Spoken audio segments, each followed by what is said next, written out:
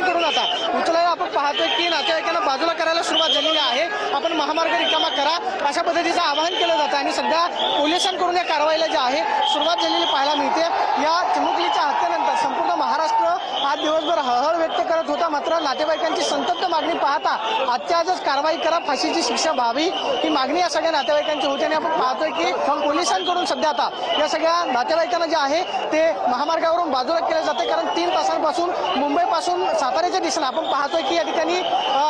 सगळे नातेवाईक जे आहेत जे ठिय्या मांडून बसलेले होते या सगळ्या नातेवाईकांना आपण पाहतोय की पोलीस सगळ्यांना सांगतायत की आपण या सगळ्या परिसरामधून बाजूला व्हा, मात्र आपण पाहतो की नातेवाईक जे आहेत काही केल्या हलायला तयार नाहीत। या ठिकाणी एकमेकांच्या या ठिकाणी रस्त्यावरती पाहायला मिळतात, मात्र या सगळ्यांना आवाहन केलं जातंय की आपण रस्त्यावरून बाजूला व्हा आणि महामार्ग जो आहे तो रिकामा करा। आपण पाहतो की कुटुंबाचे सदस्य जे आहेत त्यांना सुद्धा पोलिसांकडून जवळपास 1 तासांपासून आवाहन केलं जात होतं की आपण रस्त्यावरती न थांबता कायदेशीर बाजू जी आहे ती आपण समजून घेऊन आम्हाला सहकार्य करावं अशा पद्धतीची मागणी केलेली होती। मात्र त्यानंतर आता या सगळ्या परिसरामध्ये पोलिसांनी जे आहे महामार्ग रिकामा करायला सुरुवात केलेली आहे आणि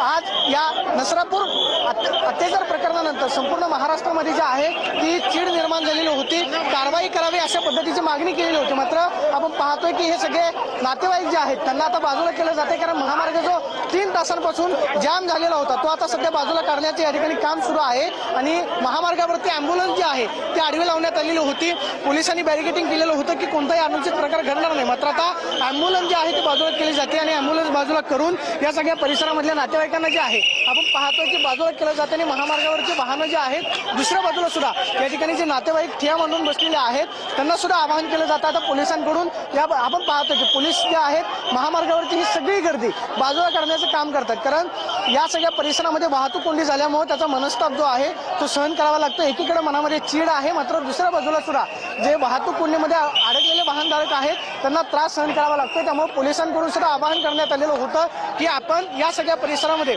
गर्दी न करता शांततेच्या मार्गाने महामार्ग खुला करावा, मात्र नातेवाईक संतप्त झालेले होते, त्यांच्या भावना आक्रोश जो आहे तो संतप्त प्रतिक्रिया आपल्याला पाहायला मिळाल्या। त्यामुळे या सगळ्या परिसरामध्ये पोलिसांना सुद्धा अडचणी ज्या आहेत येत होत्या, मात्र या सगळ्या परिसरामधल्या नातेवाईकांना आपण पाहतो की या बाजूला सुद्धा नातेवाईक जे आहेत ठिय्या मांडून बसलेले आहेत, काही केलं आम्ही उठणार नाही अशा पद्धतीचा पवित्र सगळ्या नातेवाईकांचा आहे। मात्र आजच्या घटनेनं खरंच पुणे जिल्ह्यामध्ये ज्या 3 वर्षीय चिमुरडीवरती अत्याचार झालेला होता त्या घटनेनं महाराष्ट्र हळहळला आणि आज या घटनेच्या निषेधार्थ जे नातेवाईक रस्त्यावरती बसवलेले होते आपण पाहतोय की या सगळ्या नातेवाईकांना सध्या आता पोलीस जे आहेत ते बाजूला करताना पाहायला मिळतात, कारण महामार्ग जो आहे तो पोलिसांना खुला करायचा 3 तासांपासून मुंबई महामार्ग जो आहे, कारण पश्चिम पुढे बेंगलोरकडे जाणारी मोठ्या संख्येनं वाहनं जे आहेत त्या महामार्गावरती असतात, त्यामुळं हा सगळा महामार्ग जो आहे तो पोलीस आता खुला करताना पाहायला मिळतात। मात्र पोलिसांकडून आता कारवाईला सुरुवात झालेली आहे। गेल्या 1.5 तासांपासून आवाहन केलं जात होतं, मात्र आता पोलीस शांततेच्या मार्गाने या सगळ्या नातेवाईकांना बाजूला करताना पाहायला मिळतात। पोलिसांकडूनच आता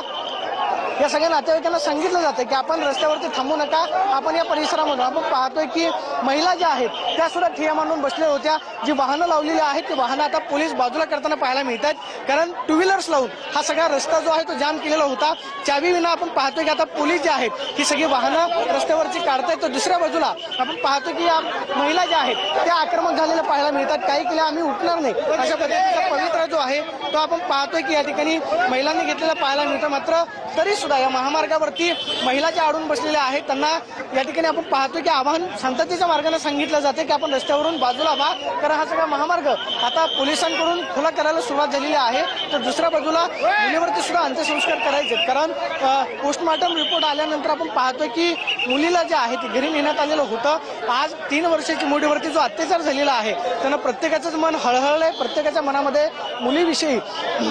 जो अत्याचार झालेला आहे त्याच्याविषयी चीड निर्माण झालेली आहे। मात्र आपण पाहतोय की मुलीला न्याय मिळावा या मागणीसाठी गेल्या 3 तासांपासून हा सगळा महामार्ग जो आहे तो या ठिकाणी बंद केलेला होता। मात्र आता सध्या आपण पाहतोय की या सगळ्या महिलांना महामार्गावरून बाजूला केलं जाते आणि महामार्ग जो आहे तो रिकामा केला जातोय। पोलिसांकडून या सगळ्या महिलांना पोलीस कर्मचारी महिला पोलीस कर्मचाऱ्यांच्या मदतीनं बाजूला केलं जाते। दुसऱ्या बाजूला आपण पाहतोय की या सगळ्या परिसरामध्ये जरी हे बाजूला केलेलं असलं, जे अँब्युलन्स आपण पाहतोय की अँब्युलन्स पोलिसांच्या मदतीनं पोलीस जे आहेत, कारण अँब्युलन्स नातेवाईकांनी आडवी लावलेली होती, मात्र आता हे पोलीसच अँब्युलन्स बाजूला करताना पाहायला मिळतात। कारण महामार्ग खुला करण्यासाठी